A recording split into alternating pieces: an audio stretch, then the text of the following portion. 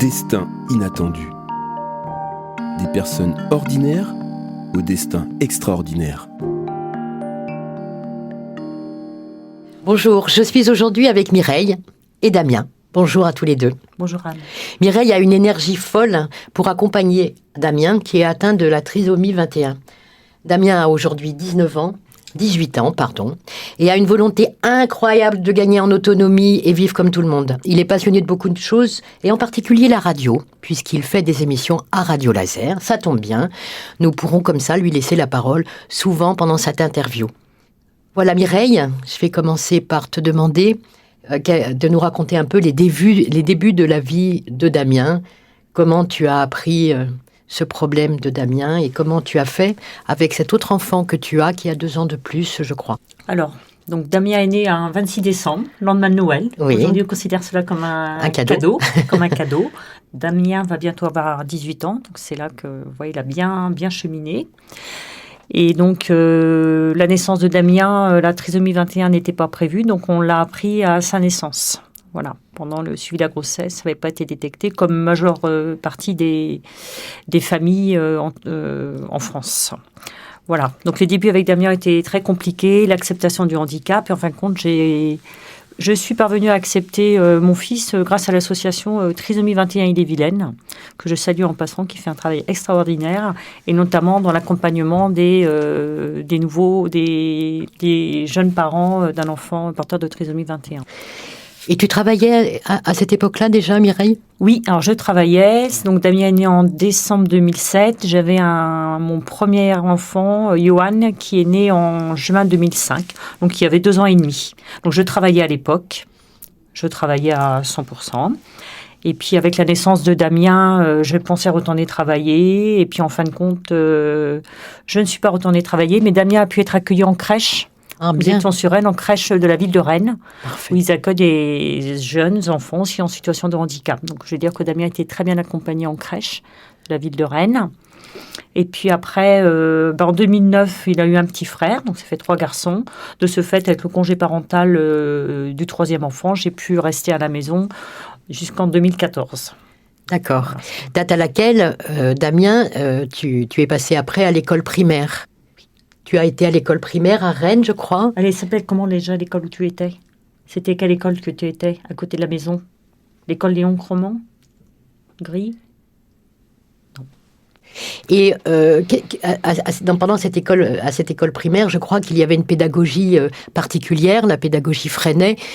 Qu'est-ce que ça veut dire ça, Mireille ou Damien ? Est-ce que vous pouvez me dire ? Quand je parle de la pédagogie Freinet, moi, je vais dire que c'est un petit peu un pendant pour moi, de la pédagogie Montessori, de Maria Montessori. Enfin, quand on parle beaucoup avec la pédagogie Freinet, on parle de ce que savent déjà les enfants et ça passe beaucoup par l'écriture. Les enfants écrivent, quand ils sont en élémentaire, à partir de leur texte, on voit où il y a des difficultés, si on peut dire, les bonnes choses aussi, et on va travailler ces difficultés. Par exemple, un enfant qui a des difficultés sur la conjugaison, on va faire travailler la conjugaison, alors que son voisin, s'il a plutôt des difficultés d'orthographe, on va lui faire travailler l'orthographe. Les jeunes ne travaillent pas tous en même temps les mêmes choses, mais ils arrivent à acquérir le socle commun en fin de cycle. Et c'est jusqu'en CE1, CE2 qu'il est allé à l'école Léon Grimaud ? Alors, tu es allé jusqu'en CE2 et ensuite tu as intégré l'école Ulysse École de Sainte-Marie à Rennes. Alors, qu'est-ce que c'est les Ulysse ? Ça veut dire quoi ? Alors, Ulysse. Tu sais, Damien, ce que ça veut dire Ulysse ? Comment s'appelait déjà la professeure de l'école de Sainte-Marie ? Tu peux dire c'était Fabienne. Donc, Fabienne. Avec une AVS, ton AVS, c'était Isabelle. Comment tu te sentais à cette époque-là, en CM2, à l'école ? Comment tu étais ? Bien. Est-ce que tu avais des amis ? Oui.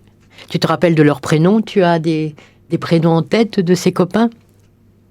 Tu as gardé des liens avec...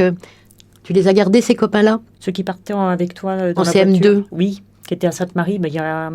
Tu te rappelles ceux qui étaient avec toi ? Non ?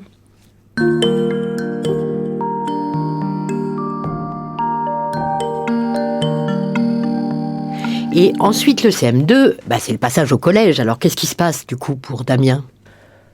Damien, en fin de compte, du fait que l'école était quand même difficile, les acquisitions scolaires étaient difficiles.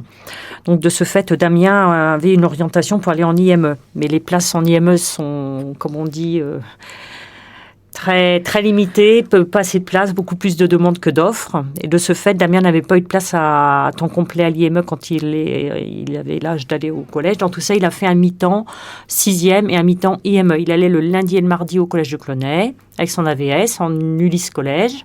Et le jeudi, vendredi, il allait à l'IME du Triskel à Bru. Et il a fait ça pendant 1 an. Toi, tu essayais de ne pas travailler le mercredi, d'avoir du temps un petit peu... Le mercredi, je ne travaillais pas et je m'arrangeais aussi au niveau des horaires. J'avais une souplesse dans mes horaires, je m'étais organisée pour venir le chercher aussi le soir après le collège, parce qu'à l'époque, il n'était pas en autonomie, il ne rentrait pas tout seul à la maison. Voilà. Oui. Et puis après, pour l'IME, il y a les taxis. Donc, mais il fallait être là aussi quand le taxi part le matin, quand le taxi rentre le soir. Oui, parce qu'on va en parler de l'autonomie et du fait que maintenant, Damien, il peut se déplacer. Il se déplace seul, il va au rendez-vous tout seul. Hein, Damien ? Tu arrives à aller à des rendez-vous, tu as un téléphone, tu sais prendre le métro. Oui. Ok, eh bien écoutez, en tout cas, merci déjà de nous avoir parlé de cette première petite enfance de Damien. La semaine prochaine, on ira plus loin parce que Damien, en fait, il a beaucoup de rêves, beaucoup, et je pense qu'il va en réussir plus d'un. Merci.